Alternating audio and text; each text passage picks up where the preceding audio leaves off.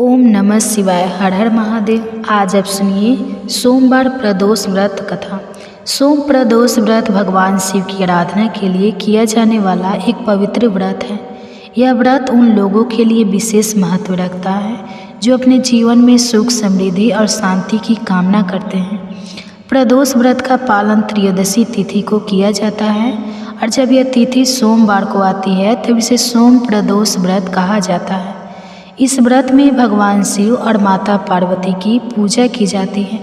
यह व्रत व्यक्ति को सभी प्रकार के कष्टों से मुक्ति करता है और उसे मोक्ष की प्राप्ति में सहायक होता है। सोम प्रदोष व्रत का वर्णन विभिन्न पुराणों में किया गया है। यह व्रत भगवान शिव को अत्यंत प्रिय है। ऐसा माना जाता है कि इस व्रत को करने से व्यक्ति के पाप कर्म समाप्त हो जाते हैं और उसे पुण्य की प्राप्ति होती है। सोम प्रदोष व्रत करने वाले भक्तों को भगवान शिव अपनी कृपा दृष्टि से सभी संकटों से उबारते हैं। यह व्रत विशेष रूप से उन लोगों के लिए उपयोगी है जो मानसिक और शारीरिक कष्टों से पीड़ित होते हैं। इस व्रत के पालन से व्यक्ति के जीवन में सुख, समृद्धि और शांति आती है। भगवान शिव का आशीर्वाद प्राप्त कर व्यक्ति अपने कार्यों में सफलता प्राप्त करता है। साथ ही यह व्रत वैवाहिक जीवन में मधुरता लाने में भी सहायक माना जाता है। सोमवार व्रत की कथा कई वर्षों पहले की बात है। एक नगर में एक निर्धन ब्राह्मण परिवार रहता था। ब्राह्मण और उसकी पत्नी भगवान शिव के परम भक्त थे। दोनों शिव जी की आराधना और भक्ति में लीन रहते थे, लेकिन गरीबी के कारण उन्हें अनेक कष्टों का सामना करना पड़ता था। एक दिन ब्राह्मण ने अपनी पत्नी से कहा, हमारा जीवन अत्यंत कष्टमय हो गया है। हमें भगवान शिव की आराधना के साथ साथ कोई उपाय भी करना चाहिए जिससे हमारे दुखों का अंत हो सके। ब्राह्मण की पत्नी ने उत्तर दिया, हमें सोम प्रदोष व्रत का पालन करना चाहिए। यह व्रत सभी दुखों को दूर कर सकता है। दोनों ने मिलकर सोम प्रदोष व्रत रखने का निश्चय किया। उन्होंने त्रयोदशी तिथि के दिन निर्जल व्रत रखा और भगवान शिव की विधिवत पूर्वक पूजा की। उन्होंने भगवान शिव को बेलपत्र, धतूरा और गंगाजल अर्पित किया। उनकी आराधना से प्रसन्न होकर भगवान शिव ने उन्हें दर्शन दिए। भगवान शिव ने कहा, मैं तुम्हारी भक्ति से प्रसन्न हूँ। तुम मुझसे जो चाहो वरदान मांग सकते हो। ब्राह्मण ने उत्तर दिया, हे भगवान, हमारी गरीबी दूर करें और हमें सुखमय जीवन प्रदान करें। भगवान शिव ने उन्हें आशीर्वाद दिया और कहा, तुम्हारा जीवन अब से सुखमय होगा। भगवान शिव के आशीर्वाद से ब्राह्मण परिवार का जीवन बदल गया। वो समृद्ध हो गए और उनके जीवन में सुख शांति लौट आई। उन्होंने पूरे नगर में सोम प्रदोष व्रत की महिमा का प्रचार किया। प्रातः काल स्नान कर स्वच्छ वस्त्र धारण करें और भगवान शिव के समक्ष व्रत का संकल्प ले। बेलपत्र, गंगा जल, धतूरा, पुष्प, फल, पंचामृत, दीपक, धूप और भगवान शिव की मूर्ति या शिवलिंग को गंगा जल और दूध से स्नान कराए। शिवलिंग पर बेलपत्र, पुष्प और धतूरा अर्पित करें। दीपक और धूप जलाकर भगवान शिव की आरती करें। प्रदोष काल में भगवान शिव की कथा का पाठ करें। व्रत का पालन करते हुए फलाहार करें। कुछ लोग इस दिन केवल जल का सेवन करते हैं। दिन भर भगवान शिव के भजन कीर्तन करें और मन को शांत रखें। इस व्रत को करने से व्यक्ति के सभी प्रकार के कष्ट समाप्त हो जाते हैं। यह व्रत स्वास्थ्य, धन और समृद्धि प्रदान करता है। इसे करने से दाम्पत्य जीवन सुखमय बनता है और मनोकामनाएं पूर्ण होती हैं। जो व्यक्ति श्रद्धा और भक्ति के साथ इस व्रत का पालन करता है उसे मोक्ष की प्राप्ति होती है। सोम प्रदोष व्रत भगवान शिव की कृपा प्राप्त करने का अद्भुत माध्यम है। यह व्रत व्यक्ति के जीवन को सुखद और समृद्ध बनाने में सहायक है। यदि कोई व्यक्ति इस व्रत को नियम पूर्वक करता है तो उसके जीवन में आने वाली सभी बाधाएं समाप्त हो जाती हैं। भगवान शिव की भक्ति से व्यक्ति का जीवन उज्जवल और सफल बनता है। आप सुनिए सोमवार व्रत की पौराणिक कथा। दोस्तों, यह कहानी बहुत ही इमोशनल एवं ज्ञानवर्धक है। इस कहानी से आपको बहुत कुछ सीखने को मिलेगा, इसलिए कहानी को पूरा जरूर सुनना। प्रिय श्रोताओं, स्वागत है आपका हमारे YouTube चैनल वंदना काव्या में। प्रिय श्रोताओं, हम इस कहानी को शुरू करें और आप इस वीडियो में खो जाए इससे पहले अगर आप हमारे चैनल पर पहली बार आए हैं तो हमारे YouTube चैनल को सच्चे दिल से मानते हो तो कमेंट में सच्ची श्रद्धा से हर हर महादेव जरूर लिखें। दोस्तों, मैं भगवान शिव से प्रार्थना करता हूँ कि हे भोलेनाथ, जो भी भक्त इस वीडियो को पूरा देखेगा और कमेंट में सच्ची श्रद्धा से हर हर महादेव लिखेगा, उनके घर परिवार को सुख शांति और संपत्ति से भर देना और अपना आशीर्वाद हमेशा उसके ऊपर बनाए रखना। तो आइए श्रोताओ, इस छोटी सी कहानी को आपको सुनाते हैं। दोस्तों, किसी गांव में एक ग्वाला अपने बीवी बच्चों के साथ रहता था। उसके एक बेटा और एक बेटी थी। वे ग्वाला था तो उसके पास बहुत गाय और बछड़े थे। वे गायों को चराने जाता था और गायों का दूध, दही, घी बेचकर ही अपने परिवार का पालन पोषण करता था। जितना कमाता था उसकी पत्नी उसी में संतुष्ट थी और अपने बच्चों को पाल रही थी। एक दिन उसकी पत्नी बहुत बीमार हो गई और उसकी मृत्यु हो गई। अब ग्वाले के ऊपर ही अपने दोनों बच्चों की जिम्मेदारी आ गई। कहते हैं कि अगर पिता मर जाए तो माँ अपने बच्चों को सही तरीके से पाल लेती है, लेकिन एक पिता ऐसा नहीं कर पाता। उस ग्वाले को भी बहुत परेशानी हो रही थी। वह गाय चराने जाता तो अपने बच्चों के लिए भोजन तैयार नहीं कर पाता। बच्चे अभी छोटे थे। बेटी 10 साल की थी और बेटा 8 साल का। कुछ में ऐसे ही बीत गया। फिर ग्वाले ने बच्चों के पालन पोषण के दूसरी शादी कर ली। ग्वाले की दूसरी पत्नी घर आ गई। ग्वाले के बच्चे को बिल्कुल भी पसंद नहीं करते थे और ग्वाला भी अपनी दूसरी पत्नी के साथ खुश रहने लगा। अब ग्वाला अपनी दूसरी पत्नी की ही सारी बात मानता था। धीरे धीरे समय बीतता है और बच्चे और बड़े हो जाते हैं। लड़का 12 साल का हो जाता है। उसकी दूसरी माँ लड़के को बिल्कुल भी पसंद नहीं करती थी। एक बार वे अपने पति से कहती है कि आप गाय बछड़ों को चराने जाते हो। अब लड़का बड़ा हो गया है, अब से गाय बछड़े चराने यह लड़का जाएगा। फिर बेचारा लड़का रोज़ सुबह जंगल में गाय बछड़े चराने जाता और शाम को वापस आता। इधर लड़की भी बड़ी हो गई थी। वे घर का सारा काम करती और खाना बनाती और अपने भाई को अपने हाथों से खाना खिलाती। वह लड़की भगवान शिव के परम भक्त थी। वे भगवान शिव का रोज़ पूजा पाठ करती थी। वह दोनों भाई बहन एक दूसरे को बहुत प्यार करते थे और दोनों आपस में बातें करते कि पता नहीं हमारे पिताजी को क्या हो गया है। वह हम पर बिल्कुल भी ध्यान नहीं देते। जब से हमारी माँ की मृत्यु हुई है, हमारे कितने कष्ट भरे दिन आ गए हैं। तब बहन अपने भाई को समझाती है कि तुम बिल्कुल भी चिंता मत करो, तुम्हारी बड़ी बहन है ना। यह कहकर वे अपने भाई को ढाढ़स बढ़ाते हैं। फिर भाई कहता है, दीदी मुझे माँ की बहुत याद आती है। अगर आज हमारी माँ होती तो हमें कितने प्यार से खाना खिलाती। दोनों भाई बहन अपनी माँ को याद करके रोने लगे। ऐसे ही दिन बीत रहे थे। एक दिन लड़का गाय चराने जंगल गया। जंगल में लड़के को एक शेर मिल गया तो लड़का दौड़कर एक पेड़ पर चढ़ गया और शेर से कहा, शेर भाई तुम मुझे क्यों खाना चाहते हो? तब शेर ने कहा, भाई मैं बहुत भूखा हूँ। अगर तुम चाहते हो कि मैं तुम्हें ना खाऊं तो तुम मुझे गाय बछड़ा दे दो, जिसे खाकर अपनी भूख मिटा सको। लड़के ने कहा, भाई मैं अपनी बहन का इकलौता सहारा हूँ। मेरी बहन तो रो रो कर मर जाएगी। मेरे पिता और सौतेली माँ है जो हम दोनों पर बहुत अत्याचार करते हैं। मैं अपनी बहन की उम्मीद नहीं टूटने दे सकता। अगर फिर भी तुमने मुझे खाना है या गाय और बछड़ा खाना है तो मैं नहीं कह सकता, क्योंकि इसके लिए मुझे अपने माता पिता से पूछना होगा। तब शेर ने कहा, ठीक है, कल तुम अपने माता पिता से पूछ कर आना। फिर लड़का शाम को अपने घर गया और अपने पिता से कहा, पिताजी आज मुझे जंगल में शेर मिला। अभी पूरी बात हुई भी नहीं थी कि उसके पिता ने दो उसे चाटना लगा दी। फिर वह रोने लगा। रोते रोते उसने कहा, पिताजी मैं आपसे कुछ कहना चाहता हूँ, आप मेरी बात को सुन लीजिए। जैसे तैसे लड़के ने अपने पिता को सारी बात बताई कि जंगल में उसे कल एक शेर मिला था, वह मुझे खाएगा, यह गाय और बछड़े को। यह सब बात उसकी सौतेली माँ सुन रही थी। उसने कहा कि गाय और बछड़ा कम नहीं होना चाहिए, पता है वह कितनी कीमती हैं, उनके दूध से ही तो हमारा घर चलता है और तुम्हारे बिना तो हमारा कुछ नहीं बिगड़ेगा, इसलिए अच्छा है शेर तुम्हें खा जाए।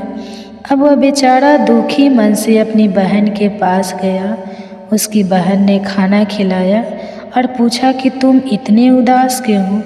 तब लड़के ने सारी बात अपनी बहन को बताती तो उसकी बहन उसे समझाने लगी कि तुम तो मेरी ज़िंदगी का आधार हो भाई, तुम्हारे बिना ना तो मैं जीने की सोच भी नहीं सकती। अगर तुम्हें कुछ हो गया तो मैं भी जिंदा नहीं रहूँगी, इसलिए तुम जंगल को जाना और एक बछड़ा शेर को खाने को दे देना। अगर गाय जिंदा रहेगा तो दूसरा बछड़ा और आ जाएगा। और उसके पिता ने भी यही कहा था कि शेर तुझे खा जाएगा तो पुत्र तो और भी हो जाएगा। यह सारी बातें बहन ने सुन ली थी तो भाई ने कहा ठीक है। वह दूसरे दिन वह फिर जंगल में गया तो शेर उसका इंतज़ार करता मिला। शेर ने कहा कहो तुम अपने माता पिता से आज्ञा लेकर आए हो या मैं तुम्हें खा लूँ। तब लड़के ने सारी बात शेर को बताई और कहा मेरी बहन ने कहा है कि तुम एक बछड़े को खा लो। फिर शेर बछड़े को लेकर अपनी गुफा की तरफ चला गया और लड़का खुशी खुशी अपनी गाय चराने लगा और शाम को अपने घर आ गया तो उसके माता पिता गाय बछड़ों की गिनती करने लगे तो एक बछड़ा कम था। वह समझ गए कि वह बछड़ा लड़का शेर को दे आया है। इस बात पर वह दोनों बहुत गुस्सा हो गए और उसे मारने लगे। उसके पिता ने उसे डंडे से इतना मारा कि वह बेहोश होकर गिर पड़ा। उसकी बहन यह सब देख रही थी और उसको बहुत बुरा लग रहा था, लेकिन वह कर भी क्या सकती थी। जब उसके माता पिता चले गए तब बहन अपने भाई को उठाकर कमरे में ले गई और उस पर पानी के छींटे मारे। जब होश में भाई आ गया तो उसे पानी पिलाया, खाना खिलाया। दोनों भाई बहन बहुत देर तक रोती रही। फिर बहन ने कहा भाई अब तुम्हारा यहाँ रहना खतरे से खाली नहीं है। मेरे पास माँ की यह निशानी या अंगूठी है, तुम यह अंगूठी पहन लो और यह घर छोड़कर चले जाओ। अगर तुम जीवित रहोगे तो मुझे आशा रहेगी और हम कभी न कभी ज़रूर मिल जाएंगे। भाई की समझ में बहन की सारी बात आ रही थी, लेकिन उसने कहा बहन तुम ठीक कह रही हो, लेकिन मैं तुम्हें यहाँ अकेले छोड़कर कैसे जाऊँ, कैसे चल जाऊँ। माँ तुम पर भी तो अत्याचार करती है, सब काम करवाती है, मारती पीटती है।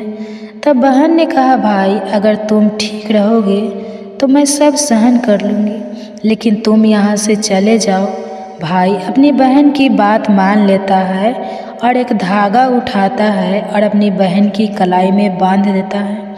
यह मेरी निशानी है, जब भी हम मिलेंगे तो यह देखकर एक दूसरे को पहचान लेंगे। तुम यह धागा टूटने मत देना। बहन ने कहा ठीक है भाई। जब दोनों भाई बहन बातें कर रहे थे तो उनकी सौतेली माँ सब बातें सुन रही थी। तब मन में सोचने लगी अच्छा यह बात है, इन्हें अभी मज़ा चखाता हूँ। जब लड़का और लड़की सो गए तो सौतेली माँ ने अपने पति से कहा कि मुझे तो इस लड़के का मांस खाना है। पति ने कहा ठीक है, अगर तुम्हारी ज़्यादा इच्छा होती है तो मैं अभी इसका मांस लेकर आता हूँ। बाप इतना निर्दय, इतना कठोर हृदय का हो गया कि उसने अपने बेटे को उठाया और बाहर ले गया और कुल्हाड़ी से उसके छोटे छोटे टुकड़े कर दिए। फिर टुकड़े लेकर अपनी पत्नी के पास आया और कहा यह लो खा लो। तब उसकी पत्नी ने उन टुकड़ों की सब्जी बनाई और खाना बनाया। फिर उसने एक थाली अपने लिए और एक पति के लिए लगाई। तभी उसके मन में विचार आया कि भाई बहन का बहुत गहरा प्यार है, तो बहन को उसके भाई के मांस जरूर खिलाना चाहिए। तो उसने बहन को बुलाया और एक थाली उसके लिए भी लगाई और कहा खाओ। तब वो सोचने लगी कि इतने प्यार से तो माँ ने कभी खाना नहीं दिया, ज़रूर कोई बात है। जब वह खाना खाने लगे तो बहन ने देखा कि थाली में वही अंगुली आ गई जिससे वे अंगूठी थी। बहन तुरंत समझ गई, क्योंकि वह सुबह से अपने भाई को खोज रही थी, लेकिन वह उसे कहीं दिखाई नहीं दी। उसका शक यकीन में बदल गया। वे अंगूठी देखकर हैरान हो गई और अंदर जाकर ज़ोर ज़ोर से रोने लगी और भगवान शिव से कहने लगी, हे भगवान, यह क्या हुआ? इन लोगों ने मेरे भाई को मार डाला, अब मैं अकेली रह गई। अब वे रोए जा रही थी। तभी उसे बड़े बूढ़ों की याद आ गई कि किसी इंसान की मुक्ति तब तक नहीं होती जब तक कि उसकी अस्थियां नदी में विसर्जित नहीं होती। उसने सोचा, मेरे भाई की भी तो मुक्ति भी नहीं होगी, यह लोग तो उसे मारकर खा गए। तभी उसने वे अंगूठी उठाई और चलते चलते वे नदी के किनारे पहुंच गई। वह अंगुली को अपने हाथों में लेकर ज़ोर ज़ोर से रोने लगी। वह भगवान को याद कर रही थी, क्योंकि वह लड़की बहुत धार्मिक थी। वे रोज़ भगवान शिव का पूजा पाठ किया करती थी, सोमवार का व्रत रखती थी और हमेशा भगवान से यही प्रार्थना करती थी कि हे भगवान, मेरे भाई की रक्षा करना। उसकी दिन भी रोते रोते कह रही थी, हे भगवान, मेरे इस संसार में कोई नहीं है। एक भाई था, उसे भी तुमने ले लिया, माँ को तो पहले ही छीन लिया। अब मैं किसके लिए जीवित रहूँगी? मैं भी इसी नदी में कूदकर अपनी जान दे दूँगी। फिर उंगली उसने नदी में डाली और भगवान से प्रार्थना की, हे भगवान, मेरे भाई को मुक्ति देना। वह जहाँ कहीं भी है उसकी आत्मा को शांति मिले। फिर नदी में कूदने वाली होती है तो उसने देखा कि जो उंगली उसने नदी में डाली है वे तोता बनकर उड़ गया और नदी के पास एक पेड़ था, उस पेड़ पर जाकर बैठ गया। फिर तोते ने कहा, बहन, तुम क्यों दुखी होती है? मैं तेरा भाई हूँ। बहन, तुम्हें यह बहुत अच्छा किया जो तुमने यह अंगुली नदी में डाल दी, इससे मेरी मुक्ति हो गई और मुझे तोते का जन्म मिल गया। बहन, तुम चिंता मत करो, मैं तोता बनकर भी तुम्हारी हर तरह से मदद करूँगा। हम दोनों आपस में सुख दुख की बात है किया करेंगे। यह देखकर बहन बहुत खुश हुई कि चलो, मेरा भाई साथ तो है, किसी भी रूप में सही। फिर बहन घर वापस आ गई। सौतेली माँ उसे सारा काम करवाती और बहुत खुश होती कि चलो, इसके कोई भाई नहीं है, इसके भाई से तो पीछा छूटा। लेकिन वे लड़की जल्दी से अपना काम पूरा करती और बाग बगीचे में जाती। वहाँ उसका भाई उसका इंतज़ार करता रहता था। दोनों भाई बहन खूब बातें करते हुए अपनी बहन को अच्छे अच्छे फल खिलाता। सावन का महीना चल रहा था। लड़की सावन महीने में पूजा पाठ करती, सावन सोमवार का व्रत रखती और पूजा पाठ करने के बहाने ही वे बगीचे में जाती थी। भाई ने बहन से कहा, बहन, तुम चिंता मत करना, यदि माँ पिताजी तुम्हें यहाँ ना आने दे तो मैं घर के बाहर किसी डाल पर बैठ जाऊँगा। बहन बहुत खुश थी, वे मन में बहुत खुश रहने लगी। रक्षाबंधन का त्यौहार आने वाला था तो भाई ने सोचा, मुझे अपनी बहन के लिए कुछ करना चाहिए। यह वहाँ निर्दय लोगों के साथ रहती है, जो उन्होंने मेरे साथ किया कहीं मेरी बहन के साथ ना कर दे। मुझे उनसे बदला लेना होगा। फिर उसने भगवान से प्रार्थना की कि हे भगवान, मेरी बहन की रक्षा करना। तभी वह एक लोहार के पास पहुंचा। लोहार से तोते ने कहा, पिता ने मारा, माँ ने मरवाया। बहन सरासर रोई थी, मैं हरियर तोता बन उड़ाया। फिर वह लोहार कहने लगा, तुम क्या कह रहे हो? मेरी तो कुछ भी समझ में नहीं आया। फिर उसने वही दोहराया, पिता ने मारा, माँ ने मरवाया। बहन सरासर रोई थी, मैं हरियर तोता बन उड़ाया। तोते को बोलता हुआ देखकर उसे उसकी बातें सुनने का मन हुआ। वह कहने लगा, होता तोता, तुम मुझे खुल कर बताओ, तुम क्या कहना चाहते हो? तब तोते ने सारी बात लोहार को बताई। लोहार तोते की बात सुनकर कहता है, तुम्हारी कहानी तो बहुत ही दुख भरी है, यह सुनकर मुझे रोना आ रहा है। तुम बताओ, तुम मुझसे क्या चाहते हो? अगर तुम चाहो तो मैं तुम्हारे लिए अपनी जान भी दे सकता हूँ। तब तोते ने कहा, मुझे कुछ नहीं चाहिए, बस तुम मेरे लिए एक ऐसी कतार बना दो जो तलवार से भी तेज हो। लोहार ने कहा, ठीक है भाई। फिर लोहार ने तोते के लिए कतार बनाई। कतार बन गई। तोते ने कहा, इस कतार को मेरे पंखों में छुपा दो। लोहार ने कतार तोता के पंखों में छुपा दी। वह तोता वापस पेड़ पर आ गया। उसने अपनी बहन को कुछ नहीं बताया। उसकी बहन उससे मिली, बातें की, साथ में भोजन किया और वे घर वापस चली गई। अगले दिन तोता एक सुनार के पास गया और सुनार से भी वही बातें कही कि बाप ने मारा, माँ ने मरवाया, बहन सारा सरोई, मैं हरियर तोता बन उड़ाया। सुनार ने कहा, तुम क्या कह रहे हो? मेरी समझ में कुछ नहीं आ रहा है। वे फिर से वही कहने लगा।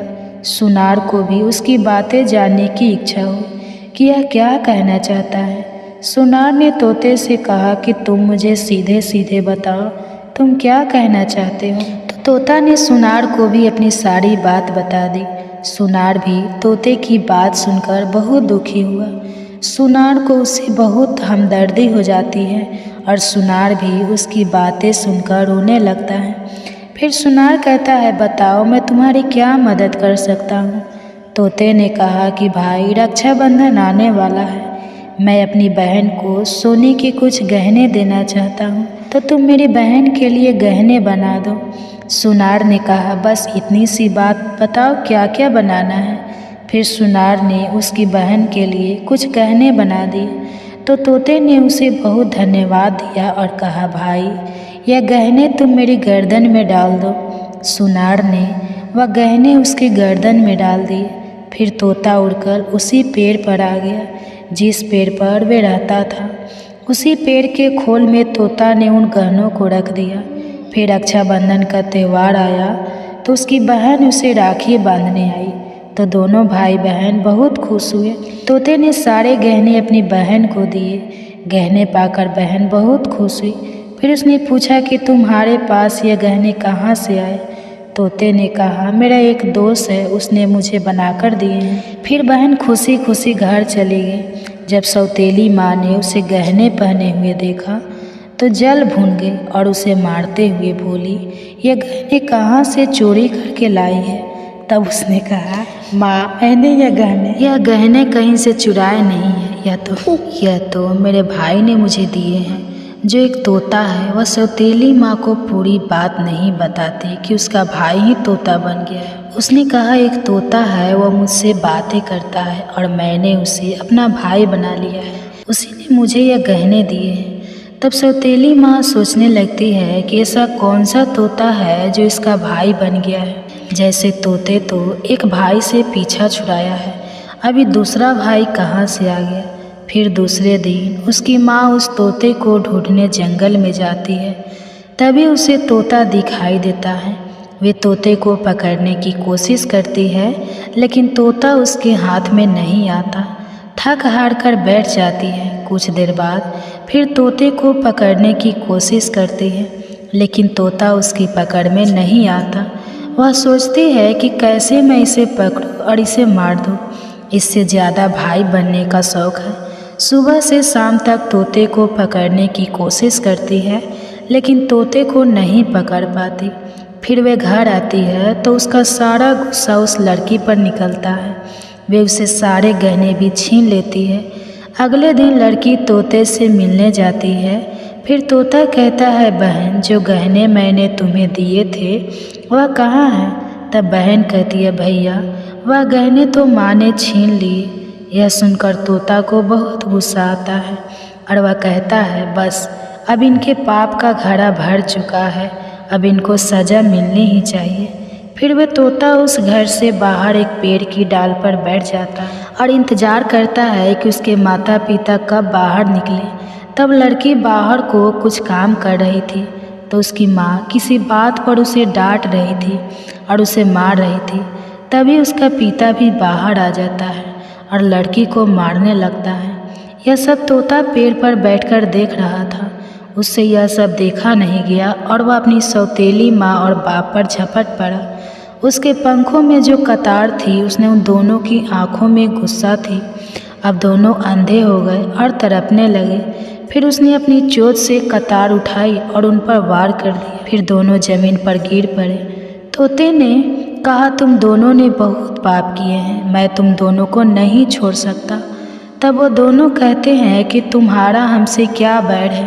तब तोते ने कहा, तुमने तो मुझे मारकर खा लिया और पूछ रही हो कि तुम्हें क्या बैर है। फिर वह दोनों तड़प तड़प कर मर जाते हैं। तब तोता अपनी बहन से कहता है कि चलो अब हम यहाँ नहीं रहेंगे। अगर यहाँ रहेंगे तो हमें अपने दुख याद आएंगे, हम उनको कभी भूल नहीं पाएंगे और दुखी रहेंगे। तो उसकी बहन कहती है, हाँ भैया, अब हम यहाँ नहीं रहेंगे, अब हम ऐसी जगह रहेंगे जहाँ कोई हम दोनों को अलग ना कर सके। फिर वह वहाँ से चलते हैं तो चलते चलते एक मंदिर में पहुँच जाते हैं। फिर तोता कहता है, बहन, इससे अच्छी जगह हमें कोई और नहीं मिल सकती। अब दोनों भाई बहन उस मंदिर में रहने लगते हैं। बहन तो पहले ही पूजा पाठ करती थी, सोमवार का व्रत रखती थी। अब तोता भी पूजा पाठ करता है। पास में ही एक सरोवर था, उसे अपनी पंख गीले करके लाता है, उस शिवलिंग पर जल चढ़ाता है और लड़के भी भगवान शिव और पार्वती की पूजा करके ऐसे ही दिन बीत रहे थे। उसकी सच्ची भक्ति को देखकर एक दिन माँ पार्वती ने भगवान शिव से कहा कि देखो कितने दुखिया बहन भाई हैं, इनको देखकर मुझे रोना आता है। यह कितने तन मन से आपकी सेवा करते हैं, आपको इनका दुख दूर करना चाहिए।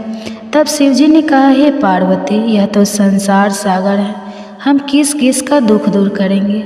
लेकिन पार्वती माँ हट करने लगी और कहने लगी, नहीं भगवान, आपको इनके दुख को दूर करना ही होगा। तो भगवान शिव पार्वती माँ के हट के आगे मान जाते हैं। जब वो दोनों भाई बहन पूजा कर रहे थे तो भगवान शिव और पार्वती प्रकट होते हैं और उनसे मनचाहा वरदान मांगने को कहते हैं। तो लड़की ने कहा, हे भगवान, मुझे कुछ नहीं चाहिए, मैं तो बस इतना चाहती हूँ कि मेरा भाई पहले वाले रूप में आ जाए और हम भाई बहन को कोई अलग ना कर सके।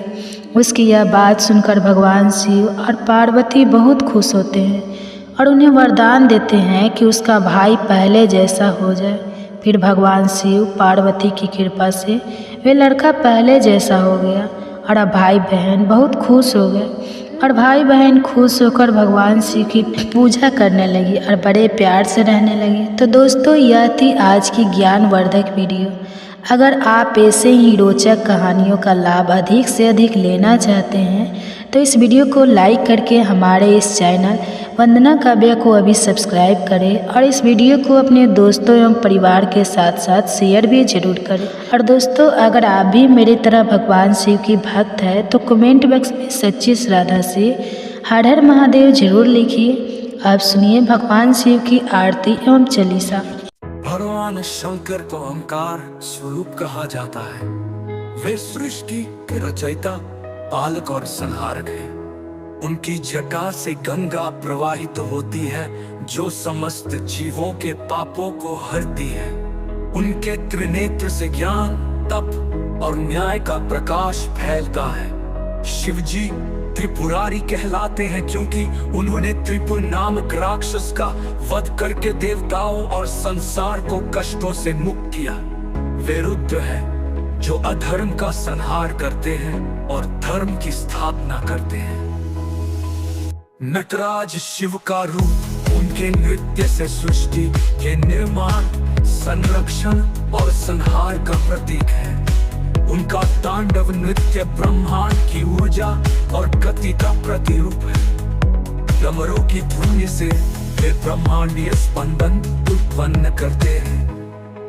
भोलेनाथ शिव को उनकी सरलता और उदारता के लिए जाना जाता है। वे भक्तों की थोड़ी सी भक्ति और श्रद्धा से प्रसन्न हो जाते हैं। समुद्र मंथन के समय उन्होंने हलाहल विष का पान करके सृष्टि की रक्षा की। शिव जी को आशुतोष कहा जाता है क्योंकि वे तुरंत प्रसन्न होकर भक्तों की इच्छाएं पूरी करते हैं। वे अपने भक्तों को केवल सच्चे प्रेम और समर्पण के आधार पर स्वीकार करते हैं, चाहे वो राक्षस हो या देवता। जय शिव ओंकारा, ओम जय शिव ओम। ओंकारा, ब्रह्मा विष्णु सदाशिव अर्धांगिधारः ओंकारा। ओम जय शिव ओंकारा, ब्रह्मा विष्णु सदाशिव अर्धांगिधारा। आरती में शिव जी के विभिन्न स्वरूपों और उनकी महिमा का वर्णन किया गया है। ये आरती भक्तों के मन में ईश्वर के प्रति श्रद्धा और समर्पण की भावना जागृत करती है। शिव का हर रूप ये सिखाता है कि सृष्टि में संतुलन बनाए रखना आवश्यक है। शिव के अन्य गुण और उनकी आराधना। शिव को पंचाक्षरी मंत्रों नमः शिवाय के द्वारा स्मरण किया जाता है। उनका वाहन नंदी शक्ति और भक्ति का प्रतीक है। शिवलिंग पूजा के माध्यम से उनकी निराकार और साकार दोनों स्वरूपों की आराधना की जाती है। उनके गले में सर्प, जटा में चंद्रमा और हाथ में त्रिशूल उनके गुणों का प्रतीक है।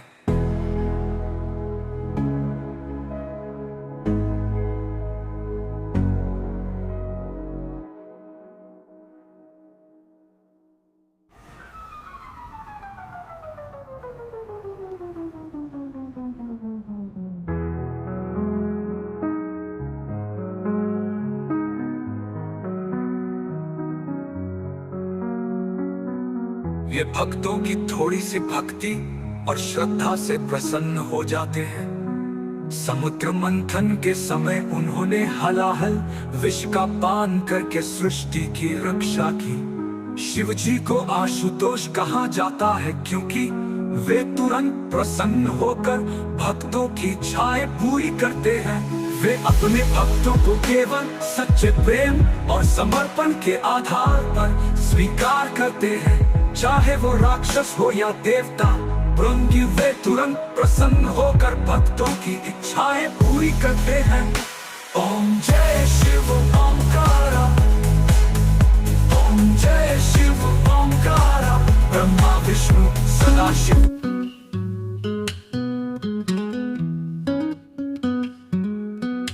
सूर दमान में महाअभिनायक, सुर नर गण करते आरती।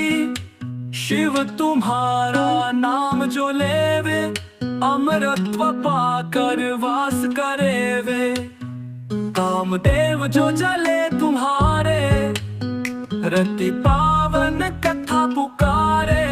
पार्वती संग हो श्रृंगार, संग तुम्हारे शिव परिवार। कार्तिकेय गणेश तुम्हारे, भक्त तुम्हारे सदा सुखकारे।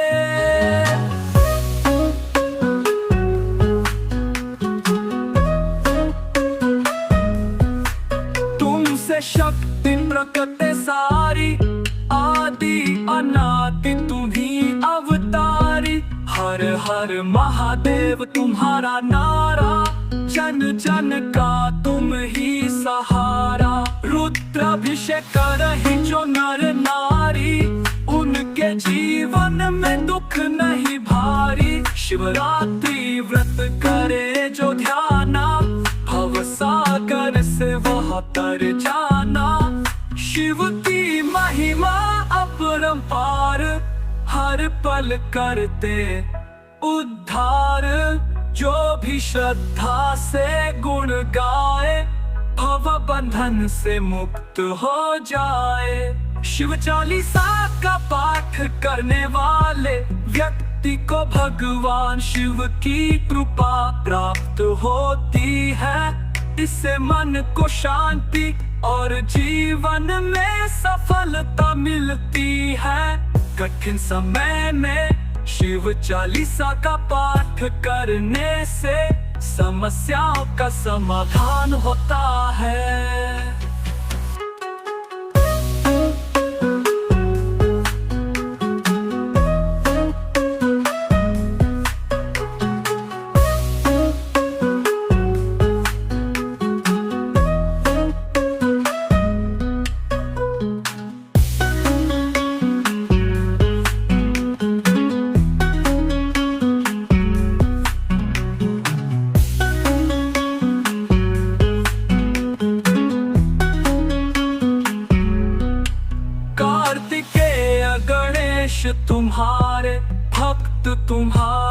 सदा सुखकारे। तुमसे शक्ति प्रकट सारी, आदि अनादि तुम्ही अवतारी। हर हर महादेव तुम्हारा नारा, जन जन का तुम ही सहारा। रुद्राभिषेक करहि जो नर नारी, उनके जीवन में दुख नहीं भारी। शिवरात्रि व्रत करे जो ध्याना, भव सागर से वह तर जाना। शिव की महिमा अपरंपार, हर पल करते उद्धार। जो भी श्रद्धा से गुण गाए, भव बंधन से मुक्त हो जाए। शिव चालीसा का पाठ करने वाले व्यक्ति को भगवान शिव की कृपा प्राप्त होती है। इससे मन को शांति और जीवन में सफलता मिलती है। कठिन समय में शिव